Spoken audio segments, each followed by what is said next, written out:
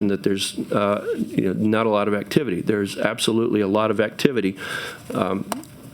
Parish President Dufresne and his team presented on the St. James Connector Levee 2 months ago. We know that that's moving. Later in this meeting, we will have actions taken on Bayou Manchac. We know that that's moving. We know from previous reports that New River Pump is moving. And we know that Livingston Parish, Lower Amite restoration sediment removal is in the permitting phase at the Corps of Engineers. So just because the numbers say that no money has been drawn down, that doesn't mean that these projects aren't moving. It means that they are moving, but they haven't sought reimbursement yet. With respect also to Louisiana Watershed Initiative, RCBG, I mentioned to you, I believe it was the last meeting, that we had been approved for a year extension, and in that approval, Office of Community Development asked us to look at a number of items in which to consider spending RCBG money.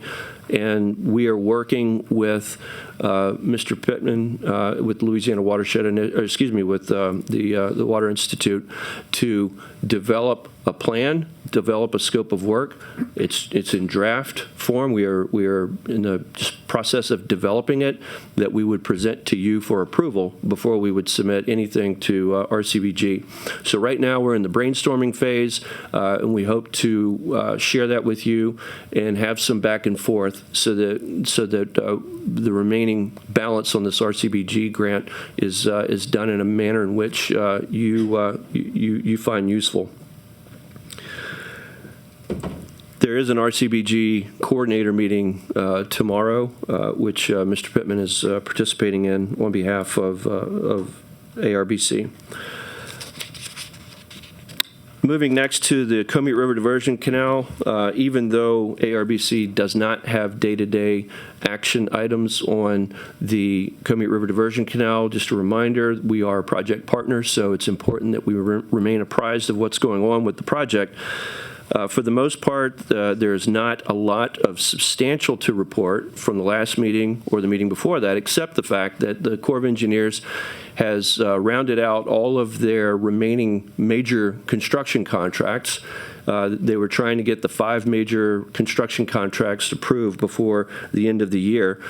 2 of those include the bookends of the project, the diversion, the Comite diversion structure, as well as the Brooks Lake closure. So those are the bookends where the water comes in and where the water goes out.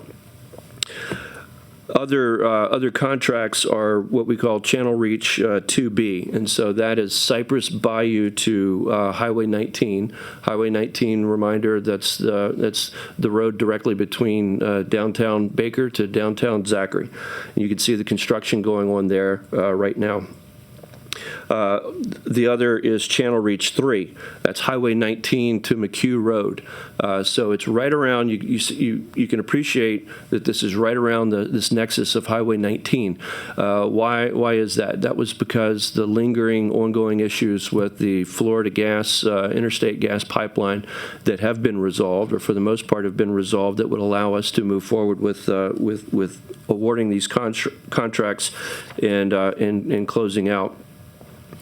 Also, DOTD is working on the Highway 19 bridge.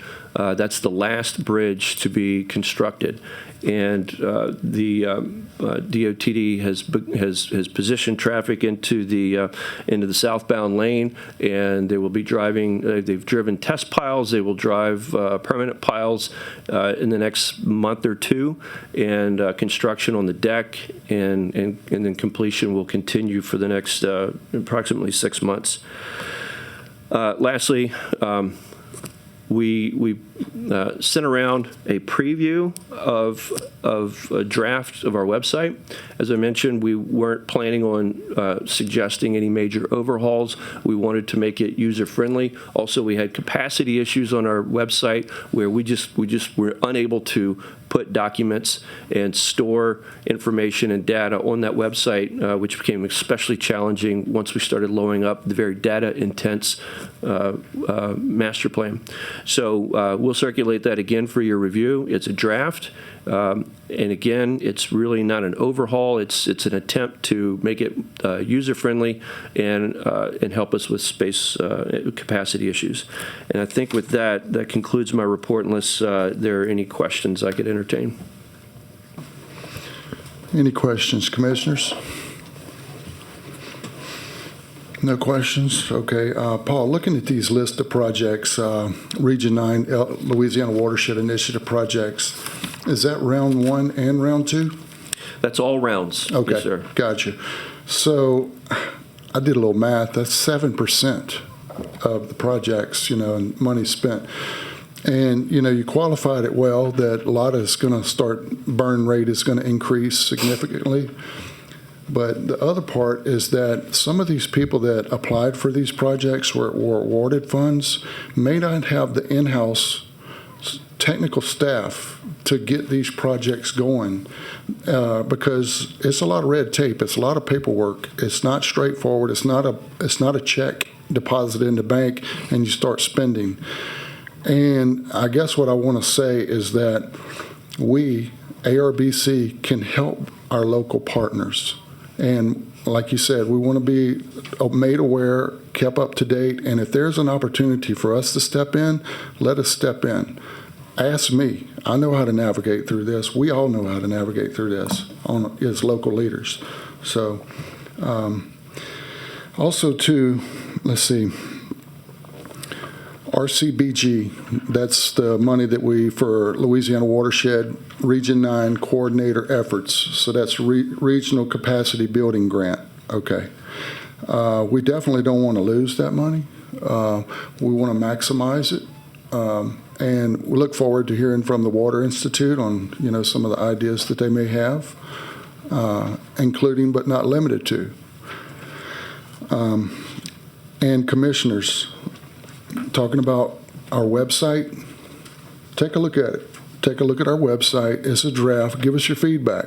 Let's not be surprised when it goes final, and it may not be something that we didn't agree upon. So I encourage everybody to take a look at the website and provide comments. Go ahead, Paul. President Clark, you remind me of one thing that I left out. I just want to remind folks and anyone listening and for our minutes that OCD, Office of Community Development, has established an Louisiana Watershed Initiative construction deadline. If applicants are not in the construction by January 2027, they're going to revisit the viability of those projects. And so another reason for us to present these project reports is not only for us to discuss these, but also to raise awareness that some projects might not get to the finish line. And to your point, there's an opportunity for Amite River Basin Commission to step in and try to get some of these projects across the finish line. Thanks for that. And look, agreed. And if we can demonstrate here with Region 9 that we do well, us, the parishes working together, that we do well, OCD does not want that money to go back. They may look at us. A lot of other places in the state of Louisiana are looking at us and what we have done as a team of local leaders speaking as one. So maybe they'll give us the money and let us run with the ball. Mm-hmm.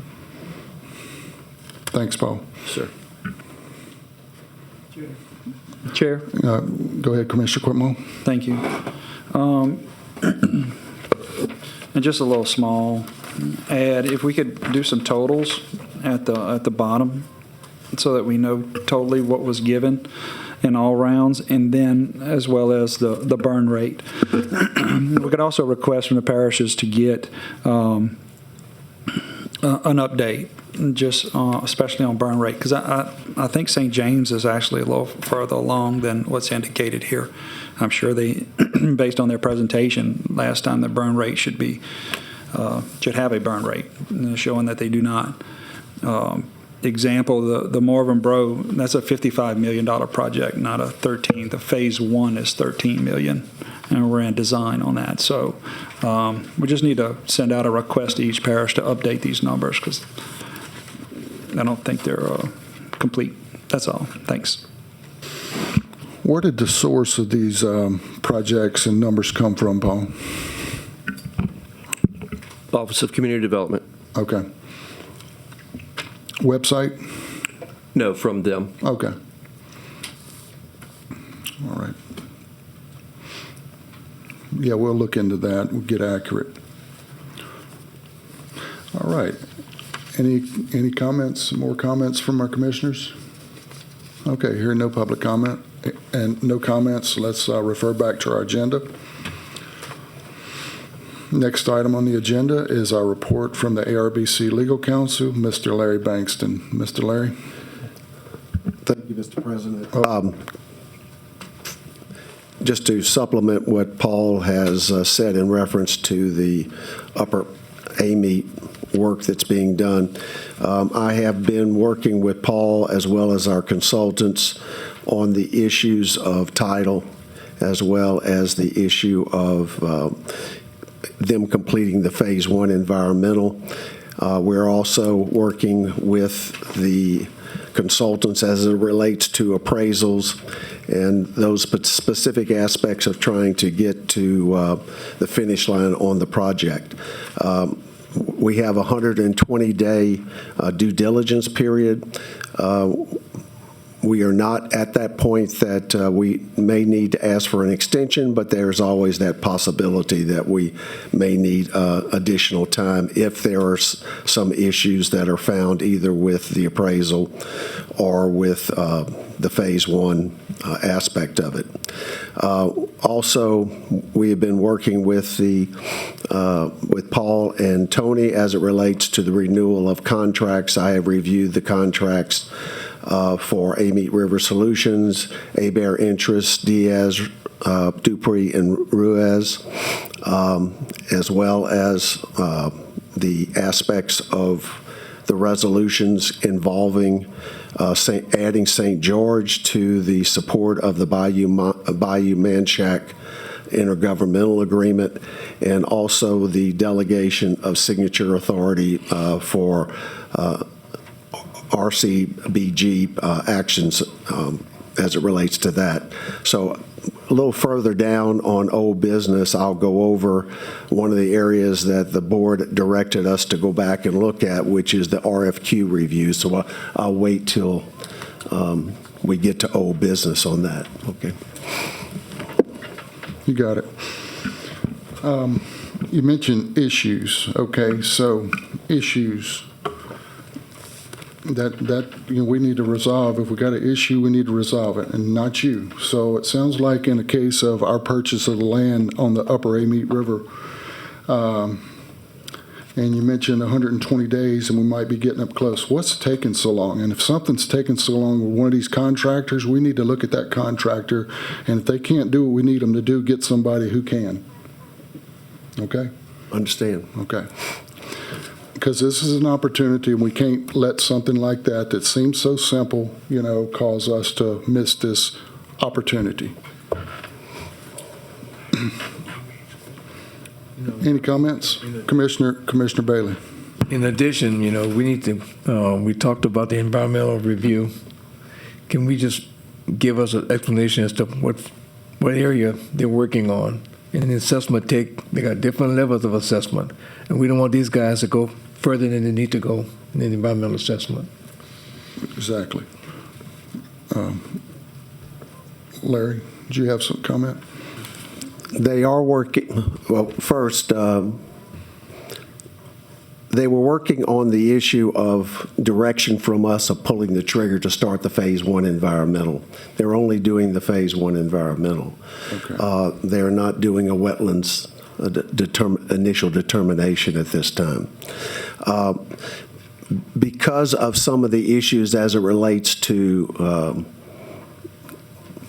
spending money, Paul and I have been very conscious of not trying to spend money unless it's necessary for us to be spending it. So there was a little bit of delay of pulling the trigger on having ELO start the Phase 1 environmental, but we have been in contact with them, and they should be, as Paul indicated, within the next probably 10 days, they should be finished with the Phase 1. On the issue of the appraisal, We are working with an appraiser trying to get to the number for the purchase price.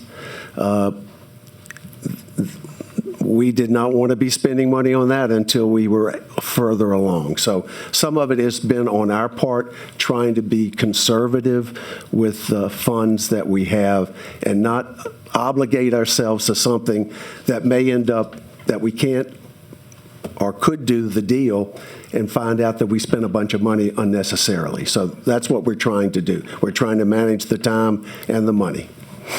Especially in the environmental assessment. Yes, sir. Okay, good deal. And, one of our hurdles is obviously before we can, spend the money is get it appraised.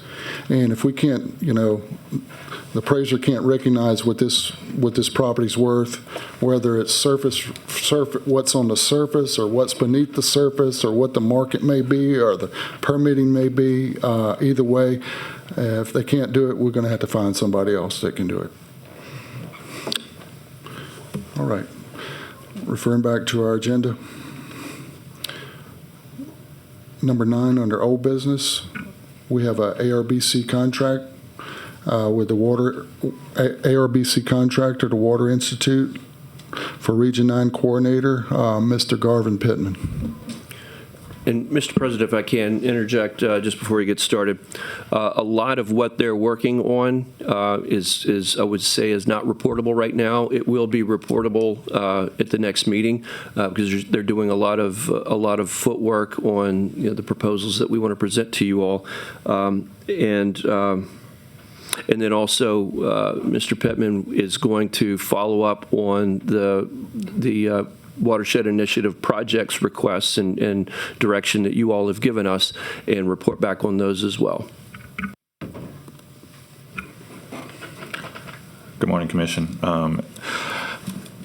For the last month, been working with Mr. Sawyer here to come up with a list of items that can be implemented to implement the master plan, mostly non-construction stuff.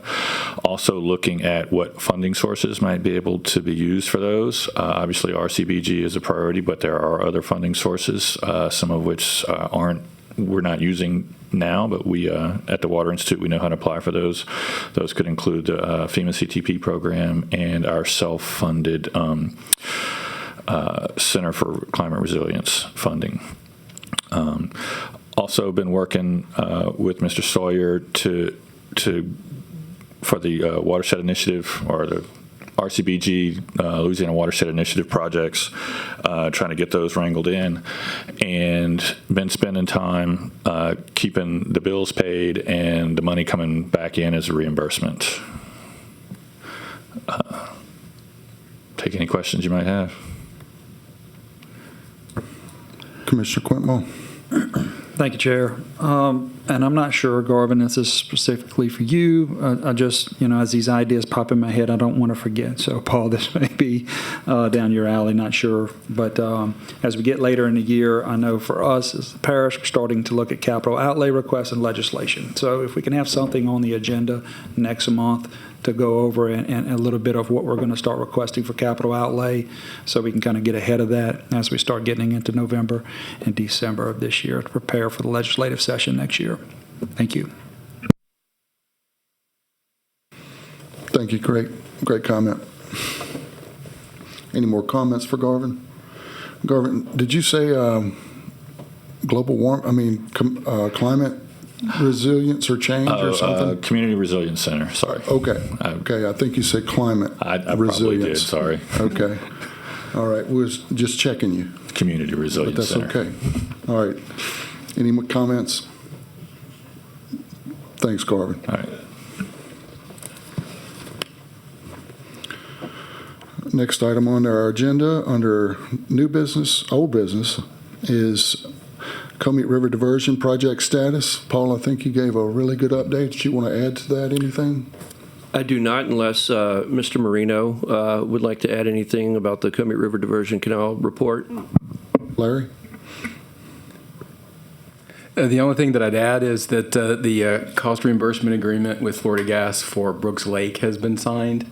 So we're going to be they have been moving forward actually even before it was signed, but now it's official. And I forgot to mention that 84 of the 89 properties that have been requested by the Corps of Engineers have been secured. Are you caught up on the remaining 5 properties that they're looking at? My appreciation is that all 5 remaining properties are under appraisal. That's my last understanding. It's Okay. been several weeks now since Okay. I've talked to anybody about any of that. Okay. But it takes a little while, obviously, to go through that acquisition process, Okay. including the appraisal. Yeah. All right. That's it. Okay, good deal.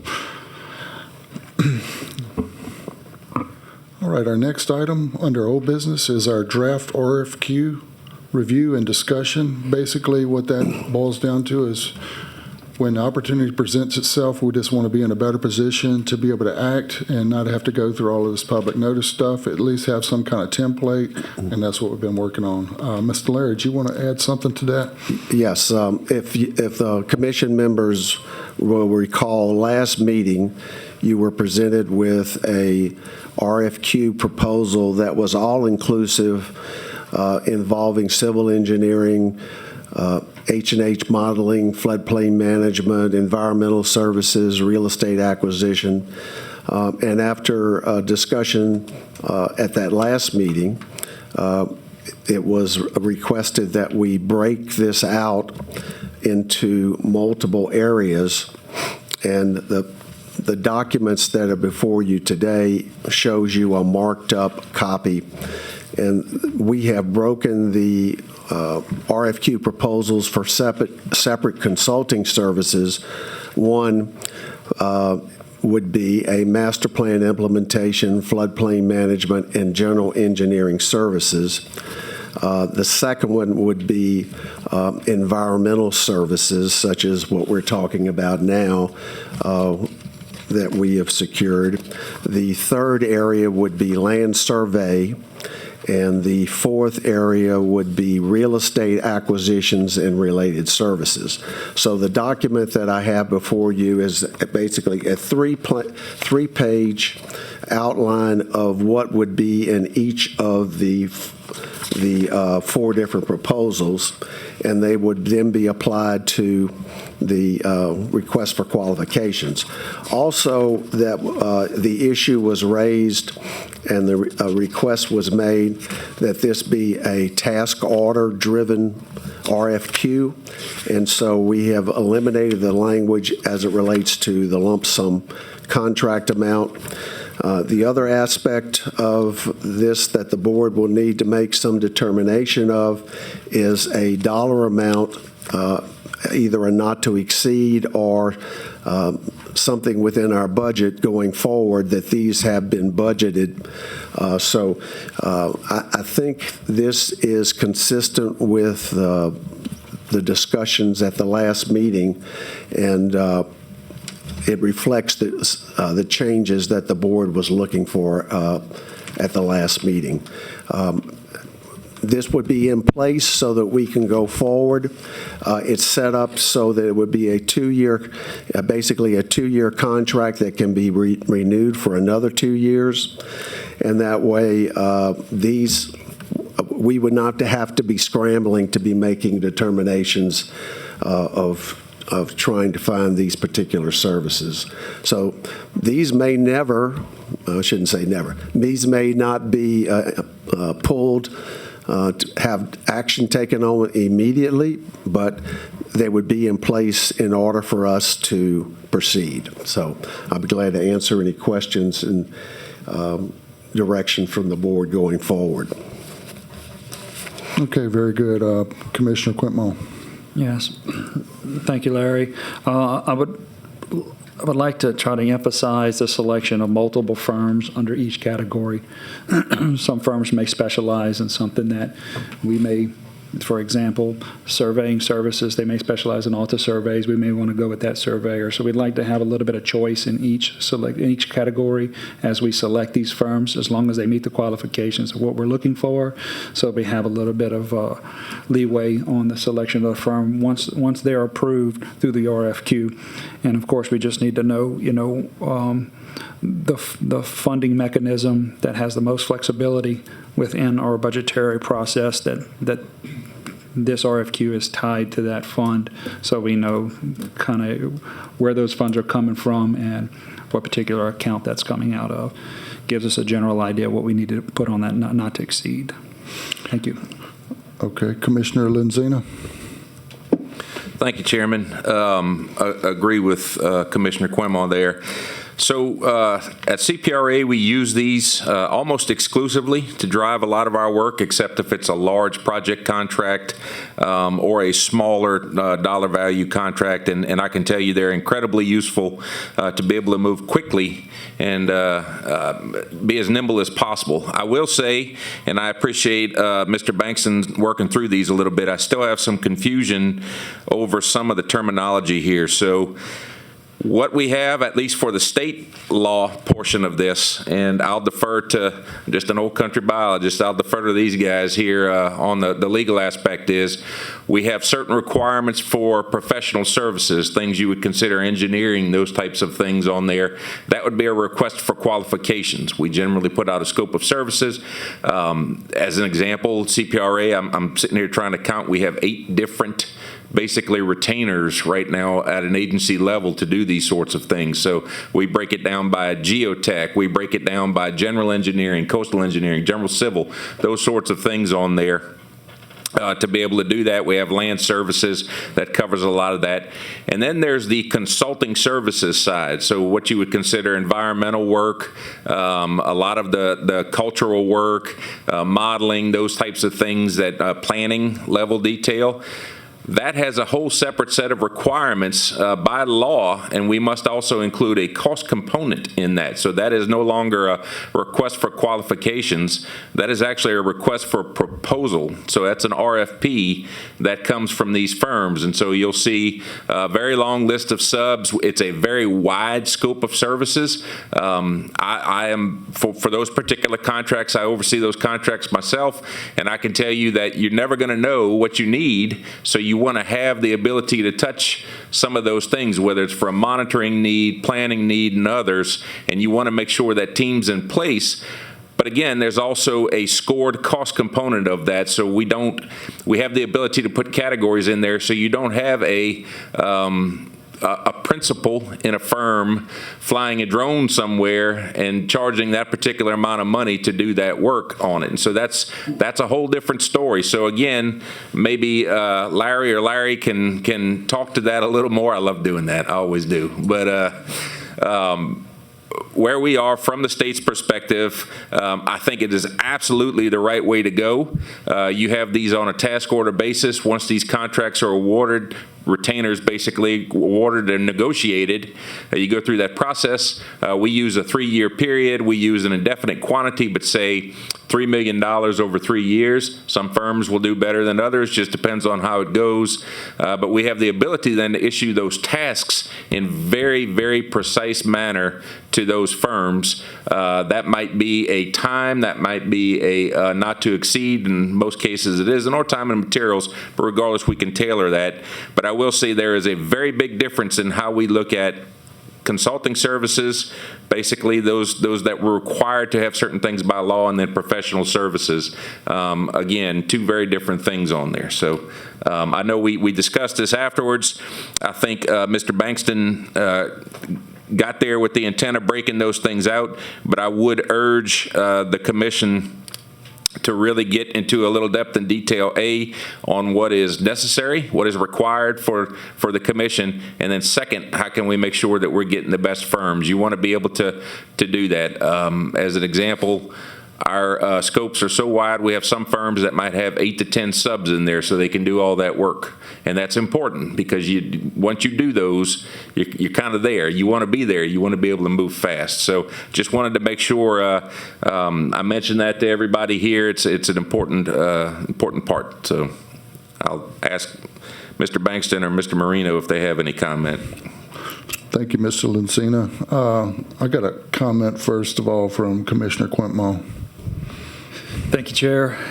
Yeah, I just want to make the suggestion that we get this over the CPRA. They're a tremendous asset for this organization, so let's get that over, get their comments so we can enhance our language and so that we're, not missing anything. Thank you. Go ahead, Brian. No, and to be fair, the executive director has reached out on that, and we will set something up that was not something that Paul glossed over. That was on our scheduling, and we could certainly do that because I think that's something that we're going to be required to do as far as the commission. Mr. Bankston. Hold on. Go ahead. Yeah, I will get with Mr. Marino, Paul, and I, and make sure that we have the exact language that we need in order to, whether it would be an RFQ or RFP. We tried to make this as expansive. I don't know that we ever have the breadth of CPRA's requirements. Ours are, I think, substantially more limited, but in order to create that flexibility, we will get with y'all to make those revisions. Brian? And just Larry, two comments on that. One is I wouldn't say one or the other. It's both, probably, RFP and RFQ. And second, we have billion-dollar projects and we have $300,000 projects, and they all take about the same cast of characters to put them on the ground. So regardless of that, I think it's important to look at what kind of projects the group is going to do and react accordingly, both today and what we think we may do into the future now as well. If these are 2-year contracts, if they're 3, obviously that all plays a part of it. Thank you. All right. Any more comments? It was a good, healthy discussion. I appreciate everybody's feedback. I appreciate the CPRA being on our board. They're out there. They've been doing it. They're kind of like a model for the state. And that's the benefit and the vision under our legislature, Act 490, that put them on our board. Thank y'all. All right, referring back to our agenda, we're starting under new business. And number 1 is we have a contract renewal that's up for a group called Amite River Solutions, LLC, and that is with Mr. Paul Sawyer as our executive director. And I will entertain a motion. Any public comments on this? Commissioner Quintmall. Yeah, I just want to thank Paul for what he's doing for this organization. Every once in a while you get lucky and you find a good fit, and this is a good fit for me. And so I'm not easily impressed, but I'm sure I feel that we're going in the right direction under Paul's leadership for this organization. So not only on the day-to-day, but also for his vision for the future. And so excited to have him a part and excited to see what we can do in the future. So thank you, Paul. Good deal. Commissioner Rayford. Yeah, I just want to make one comment. Number one, I'm excited about what Paul does. He brings a new level of expertise to our commission. I know what he does in the past and what he has done in the past, and he's been very informative to us, and I really appreciate, in fact, want to look forward to working with him a lot longer, that's for sure. Good deal. Great comments. Any more comments? I just want to say personally, I've worked with Paul over the years for a long time. And when the Amite River Basin Commission we first started here under Act 490 with ourselves, we didn't have an executive director at the time. There was a lot of filling in that we had to do. We couldn't let this fall down. There was a lot of people that may not have, wanted us to succeed. I don't know. I wouldn't understand why, but you'd be surprised. But for me, personally, it's been like a breath of fresh air full of oxygen, and I would like to keep this going. That said, I'll entertain a motion. I'll make the motion. I have a motion by Commissioner Harris and a second by Commissioner Rayford? Yes. Okay. Any opposition to renewing Mr. Paul Sawyer's Amy River Solutions LLC's contract? Hearing no opposition, motion passes. All right, we look forward to seeing you around, Paul. Okay. Next item under new business is have another contract for renewal, and that is ABEAR Interest LLC, and that is for our office lease at our location, our office location on Sherwood Forest. I'll entertain any discussion, any comments. Motion. Okay, no comments. I got a motion by Commissioner. How long is the lease for? Hold on. 1 year. Commissioner Harris, you have a. That's for a 1-year lease? That's for a 1-year lease. Get out of it in 90 days. Okay. You know, I don't know if any of y'all ever been to our office. It's accommodating, but it's very humble, you know. Maybe there's opportunity for us down the road, something inspiring. Anyway, I have a motion on the floor by Commissioner Quintmall. Do I have a second? Second. I got a second by Commissioner Harris. Okay. Any opposition to us renewing our lease with ABEAR Interest? Hearing none, motion passes. Back to new business. Item number 3, renewal contract, another contract renewal. It's for Diaz, Dupree, and Ruiz. That's our ARBC auditors. Any discussion on that? Any comments? Motion. Second. I got a motion by Commissioner Bailey and second by Commissioner Quintmall. Any opposition to renewing our accountants, auditors contract? Hearing none, motion passes. Okay, number 4, we have a resolution. It's Resolution 1194. And this resolution is for the ARBC to support, in support of the Bayou Manchac Intergovernmental Agreement to include the City of St. George. Right now, this intergovernmental agreement is between Ascension, East Baton Rouge, and Iberville, with the new annex and City of St. George. City of St. George occupies that entire length of Bayou Manchac from the Mississippi River all the way to the Amite River, a critical player. And this IGA is going to put them on our legal documents. And you heard earlier from our mayor of the City of St. George, Mayor Dustin Yates. Couldn't ask for a better partner and a better regional player. We're looking forward to it. And that said, I will entertain any discussion or public comments. I'll make a motion. Okay, I have a motion by Commissioner Bailey and second by Commissioner Rayford. Any opposition? Hearing none, motion passes. And by the way, Paul, that's a very well-written resolution. And Larry. Okay. Next item under new business is Resolution 1195. That is delegation of signatory authority for RCBG. Who are we delegating the signatory authority to? From who and to who? That is from RCBG, so we get reimbursed. Okay, You or Paul. okay, And okay. every 2 years we have to do this. Well, that said, any discussion on this? Any public comments on this? Paul? Mr. President, I just want to add that this is an OCD requirement. We're just, and now that we have an extension, we're just fulfilling the obligation that we had already undertaken a year ago or 2 years ago. Motion. Okay, good deal. I think what we've been doing has been working. Garvin, thank you for the work that you do.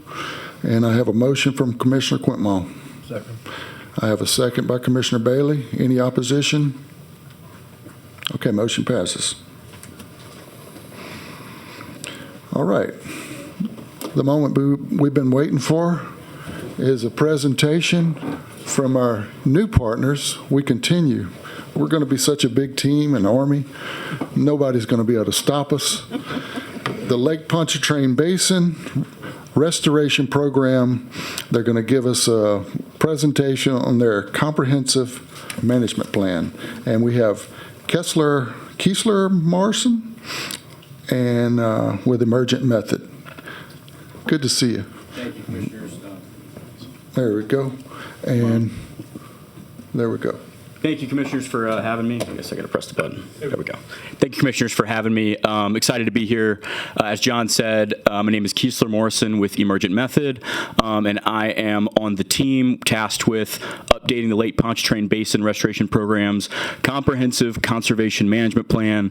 As Paul so aptly put it, it has won the award for the longest program name, I think, in the area. But I'm really excited to be here with you today. Like I said, appreciate y'all's time. I understand I'm last here, and appreciate the kind words to start, and I'll try to wow you here, but we'll keep it relatively brief. Really, I just want to introduce you a little bit to the program, talk about what we're doing with our updated CCMP, and kind of how you all can participate. So with that, I'll get started. So the Pontchartrain Restoration Program was authorized by Congress as an EPA program in 2000. The purpose of the program is to restore the ecological health of the basin by developing and funding restoration projects and related scientific and public education initiatives. I do want to flag that there is a lot of overlap between this program and the Amite River Basin Coalition, a lot of shared interests, but I do want to note that flood control and flood damage mitigation is not within the purpose and not within the scope of what we're actually doing with the Pontchartrain Restoration Program. Understand that that is a very large part of what you all do, so just wanted to kind of differentiate that. So although there are a lot of shared interests, the purposes of these two programs are pretty distinct. So since the year 2000, around the 20-year period that this program has been awarding contracts, there's been 263 projects funded, and those are sediment control assessments, sewerage evaluations, some coastal management projects. A lot of things focused on water quality improvements, whether they be studies or whether they be really physical actions. A lot of things focused on habitat improvement, and then public education. And so those three things you'll see a lot of during this presentation that we kind of continue to harp on.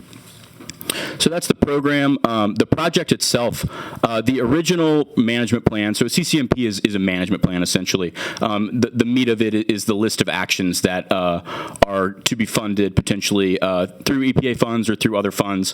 The last time there was an update to the management plan for the Pontchartrain Restoration Program was 1995.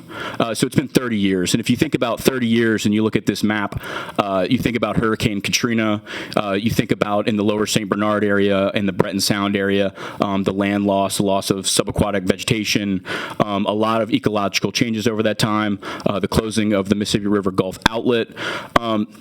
And then conversely, there's been a lot of positive things. Because of this CCMP, or this management plan that was published in 1995, a lot of conscious effort was taken to improve the water quality of the Pontchartrain Basin, and a lot of that was very successful. There were a lot of waterways that, since that 1995 plan, have been unlisted from some of those EPA contaminated waterway areas. It's been able to increase recreation and just overall water quality and ecological health of the basin. So basically, we're experiencing different challenges, different issues now, and we don't need to be focused on the same things that we were focused on in 1995. The other part of this is there has been, due to recent federal legislation, a pretty significant increase in funding from the baseline of what the program was at to kind of what is to be doled out over about 5 years' time. So we need to kind of prioritize how we're going to spend that money and what we're going to focus on. So what is a CCMP? Comprehensive Conservation Management Plan. It's kind of a mouthful if you say the whole thing. So if I refer to it as the management plan, that is what I am talking about. But it's a long-term plan that kind of sets the blueprint, sets funding priorities for activities and research and and focuses on a particular ecological region. You may be familiar with, in Louisiana, we have the Barataria-Terrebonne National Estuary Program. That is also an EPA program that is also bound by a CCMP process. The reason that you are not familiar with this program's CCMP process is because I mentioned it's been 30 years since it's been updated.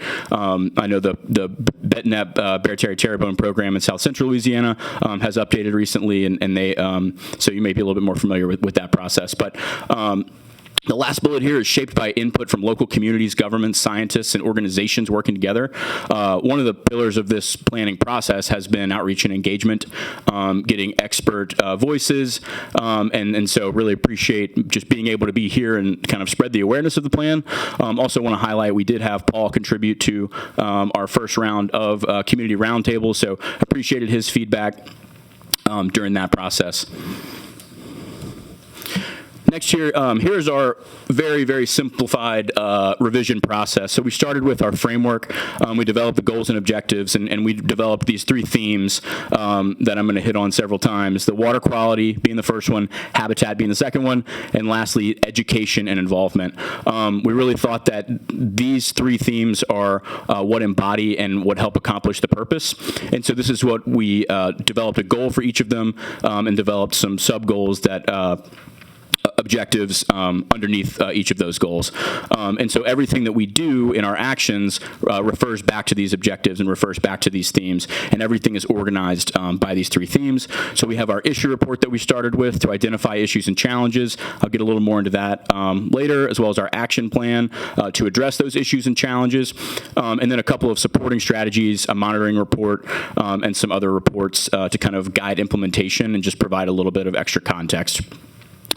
As you see on the bottom right here, a lot goes into the draft and final CCMP, none more important than our work groups and our other engagement points, this obviously being one of the engagement points. We've conducted 1 round of public outreach. We've met with our management conference that oversees the Pontchartrain Restoration Program, the executive committee of the Pontchartrain Restoration Program. EPA has provided feedback along every milestone, and we meet with them monthly. And so a lot has gone into developing each one of these aspects of the draft and final CCMP, and so it's being guided by from a lot of different areas. Just want to highlight that. And so what does this look like in an actual document? So this is the outline.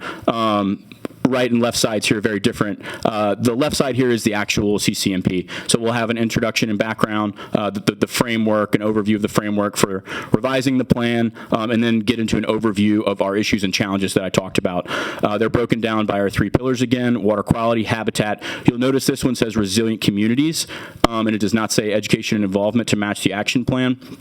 As we kind of got into the resilient communities issues, we found to keep within scope of the purpose of the program, education and involvement more appropriately address the issues that we were finding.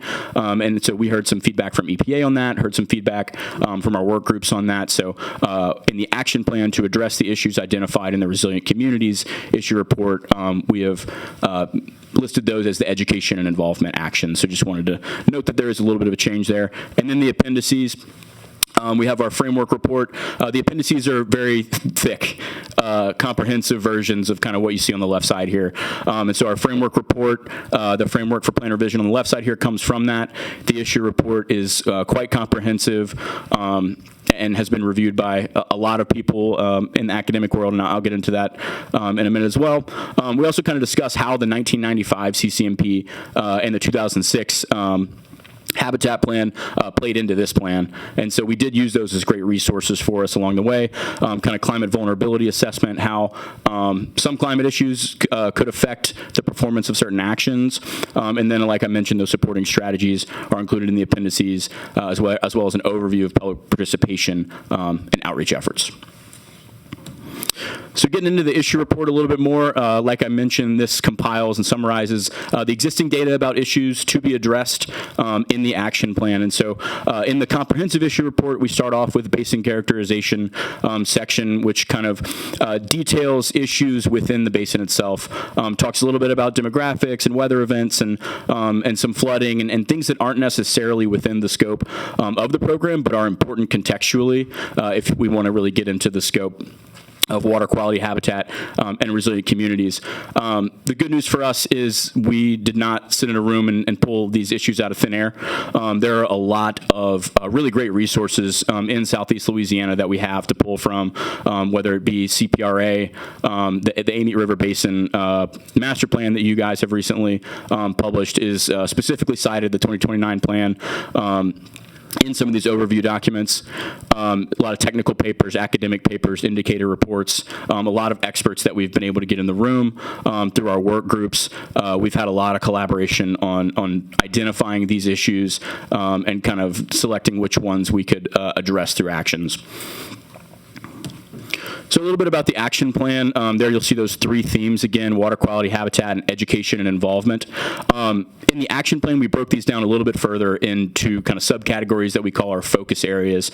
So for water quality, we have our point source and our non-point source pollution focus areas. For habitat, we have our upland habitat change, our coastal habitat change, and there are invasive species focus areas. And so there are actions underneath each of these. And then for education and involvement, we have awareness, making people aware of the program itself, education, so this is public education, outreach to the public, and then engagement, which also includes recreation. So we want to improve recreational opportunities for people in the basin as well. I'll also note that this is another example of we did not pull this out of thin air. There are a lot of great resources that we pulled actions from and that we've kind of used to include and kind of emphasize those actions, whether it be in the Coastal Master Plan or in, local resilience plans or local parish master plans. A lot of, we use those as really valuable sources for this, as well as a lot of new actions as well. So I believe we have about 72 total actions currently drafted, but I would like to emphasize drafted. We are still accepting feedback.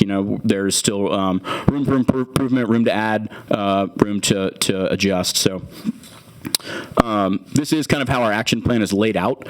It's organized by theme and focus area, and so we have action numbers that track to the theme, track to the focus area, and then they have a unique 3-digit nomenclature here and an action number. And then we have the action, kind of what is actually being done, how is it being done, with varying levels of specificity. So some are very specific, some include specific geographic areas, and then some include kind of very broad things so that funding can become available and kind of the best use of resources can be applied to the action. We also made sure to track each action to an objective. So how is this particular action addressing or accomplishing some of the objectives that we set forth early on in our framework? And I will say, I think most of our actions accomplish 2 or more of our objectives. We also kind of point out partners that may be involved in accomplishing these actions, whether it be permitting authorities, subject matter experts, who's going to carry out the action, funding sources. We got time frames, some key activities and steps needed. We do also estimate costs. We just have a very broad range. You can see in the top right there kind of how we delineate that, and then some performance measures to kind of measure success of each action. So where are we in the process right now? Like I mentioned, we have most of the components of a draft CCMP ready to go, and the only thing standing in our way of submitting a draft CCMP to the EPA is a comprehensive round of public engagement. And so that's where I really kind of wanted to highlight to you all. I know you have all kind of gone through this process relatively recently with your master plan. I know that there's representation within kind of the upper parts of the basin in this room, whether it be St. Helena or some of those kind of up areas that we've had a little bit more trouble getting feedback from. The only thing standing in our way is that feedback from the public, and then we'll meet again with our executive committee and the EPA as well to kind of get sign off to submit a draft. From there, we will have an official public comment period, but this is kind of the less official period where you're able to provide feedback. So back in July, we met with our executive committee and we met with our work groups again. And then next week, actually a week from today, we will kick off our public outreach portion of this with our community roundtables. Kind of going across the basin. We'll be in Reserve, in St. John, in Amite, then over in Slidell, and then in Violet at Dockville Farms down in St. Bernard. We'll also have a webinar from noon to 1 on the 21st. I believe that's a week from today. I believe that you all have a handout that includes all of this information on it and includes a QR code to join that webinar. So I guess the ask from you all today is to kind of spread the word about that to your networks, participate if you have feedback, and really appreciate any engagement we can get from you all. This is a really important part of the process, and we want to have the Amite River Basin Commission involved and have their opinions heard. So with that, I will take questions if you have any. Have any questions? Commissioner Ferlito? I didn't see the QR code on here. And maybe you can, Look, this thing right here. oh, it's on the other one. My apology. Got it. Check. Commissioner Quintmall? Okay. So water quality, that's obviously top of the parameter, correct? So with LDEQ Southeastern identifying heavy metals throughout Lake Maurepas that seem to be tied to the Atlantic Alumina or Alco, maybe, spill in 2024. Do you know of anything that has been done to request the company to pay offsetting damages to the environment in order for cleanup to occur in Lake Maurepas, which is a direct access into Lake Pontchartrain? And, you know, as an elected official, I have to gauge public sentiment. And so I hear tons of outrage about carbon sequestration. It just blows up, town hall meetings, everything else. And here's an actual spill that contaminated our water body, and I hear nothing. Zero. And it's an actual damage to our environment and to Lake Maurepas, but I hear nothing. And so is this part of this program to identify things like this that are certainly damaging the environment and our ecosystem in Lake Maurepas and Lake Pontchartrain? Yeah, absolutely. So with respect to your original question, I don't know all the dynamics of the legal process there at all, to be honest with you. I do know that the information that we do have available, we have worked with a lot of academic leaders, including at Southeastern. And so the information that has been made available to us has been a consideration as we've developed our actions and is noted in our issue report. Okay. I would just make a suggestion to find some remedy to this, whatever that may be, whether it be legal or whatever it takes, right? Because this is actual damage. This is not futuristic assumptions. So, thank you. Especially if you got EPA as your sponsor, that's Environmental Protection Agency. So I would imagine that they saw y'all making an effort in this regard, that'd be something nice to report on, a measure. Commissioner Bailey. Oh, in addition to Mr. Clint, I live not too far from the area. I've worked at that facility. There's the east and the west ditch, and he's right, there's heavy metals coming from the facility, even as we speak. If you pass along Airline Highway, you'll see the caustic material in the ditch, and that's the material he's talking about that's coming from that metal plant that is going to our system. Yeah, like I mentioned, the issue is certainly noted in our issue report. The actions, I don't recall if it is geographically specific to that area, but we certainly have heavy metal contaminants as a large part of a cleanup effort in our actions, and several of them. Good deal. Brian? I was just going to, on behalf, we have been fortunate enough to be a part of the program, and obviously with the increased funding. And I will say, I think it's good, Keesler, to bring awareness to those types of things. I know this particular program it doesn't have an authority per se, right? It's not. We don't want to assume this money go towards remediation that a private company would do on there. But I think it goes to highlight all the challenges that helps in that particular case. Like John said with EPA, I don't advocate for any of the program's money being spent to clean up that area. I think we have good examples of who should take care of that. So, yep. Yep. Thank you. But I think highlighting all the risks, obviously, as I know y'all have done in there, is important to the future. So, Commissioner Kluwat? Yeah, I want to thank you. So we've had the presentation, appreciated at the PLD. And just quick question, as you opened your comments, we talked about that the primary goals of this board and many boards is flood control. And so as these organizations and our different projects move forward to permitting, public comment, things, does your organization plan on weighing in one way or the other on flood control projects as we go through public comment period and permitting?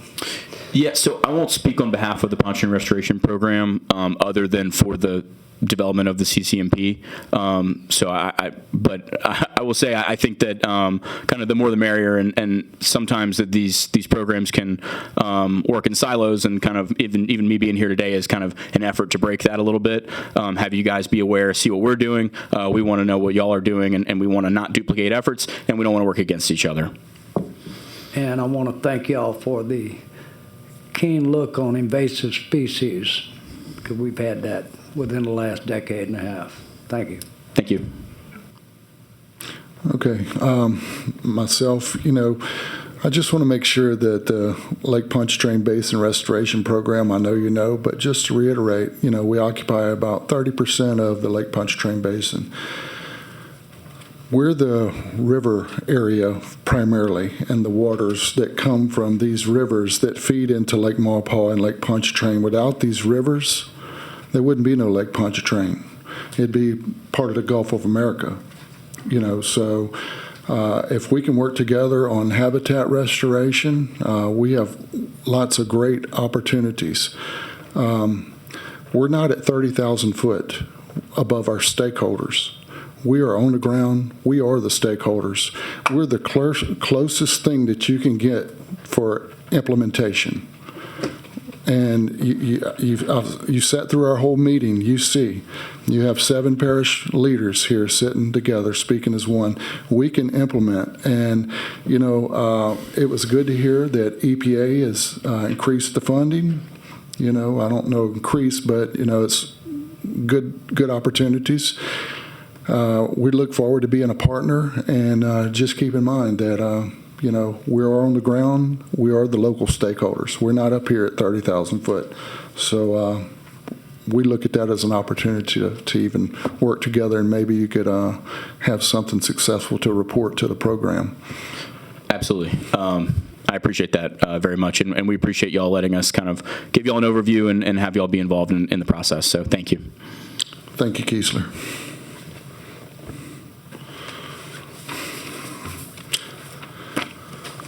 Well, that was a good, very, very good presentation. Good information, good to hear about. And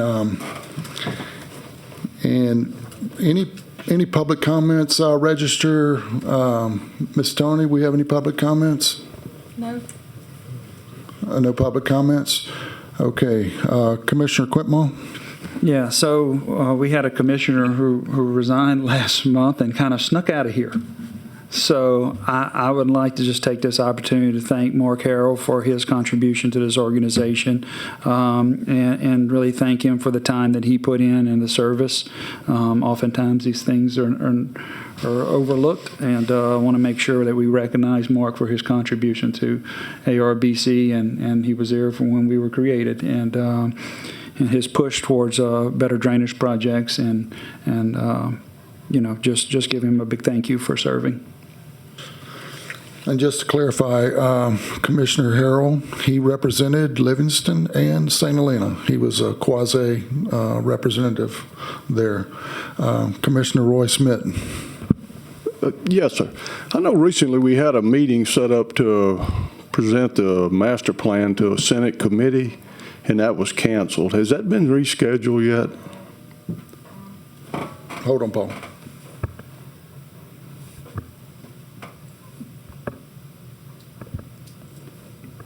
Go ahead. Thank you, Commissioner. Just to refresh everybody's memory, There is a Senate task force called the Comeat River Diversion Canal / Amite River Basin Task Force. It's led by Senator Valerie Hodges. It includes a number of leaders and legislators and non-governmental organizations. And they were to have a task force meeting last Friday, which was canceled because most of the presentations were going to be done by the Corps of Engineers, and they're not allowed to make any presentations for the time being because the government is not funded. So that meeting, I understand, will be rescheduled at a date yet to be determined when the Corps of Engineers is able to make a presentation on the Comeat River Diversion Canal. Okay, thank you. And specifically to when that meeting's held, will, like the resolution from East Feliciana Parish in opposition to the reservoirs, will that be included as an amendment to the master plan that's presented to that committee and or via discussion they're made aware of it? So two things. One is that this commission has voted twice to modify the master plan so that we include those resolutions. Those are in the process of being incorporated into the master plan. Secondly, with respect to the presentation, I've mentioned to you before that will be mentioned, but that's not the focus of the presentation. The number of projects, specific projects in the master plan, is not part of the presentation to go through and articulate every one of those projects. But it is important to remind folks that the master plan was approved, and then the two parishes have subsequently registered their opinions about a specific project. So it will be mentioned, but it's not the crux of the presentation that we would be giving to the task force. Okay, thank you. Okay, any more questions? Thank you, Paul, for that explanation. All right, we have no public comments. Come on, y'all. Okay, hearing no public comments, I'll entertain a motion to adjourn. Whoa, whoa, whoa, y'all don't bump into each other now. Look, Commissioner Quintmall. Look, one last thing. I want to let everybody know that our next meeting next month is going to be on a Monday. What day is that, Miss Tony? It's a Monday, November 17th. Monday, November 17th, and it's going to be at the Livingston Parish Council Chambers. They're in the town of Livingston. I hope y'all all come out. And we have multiple motions here. Any opposition? Okay, thank y'all. Meeting adjourned.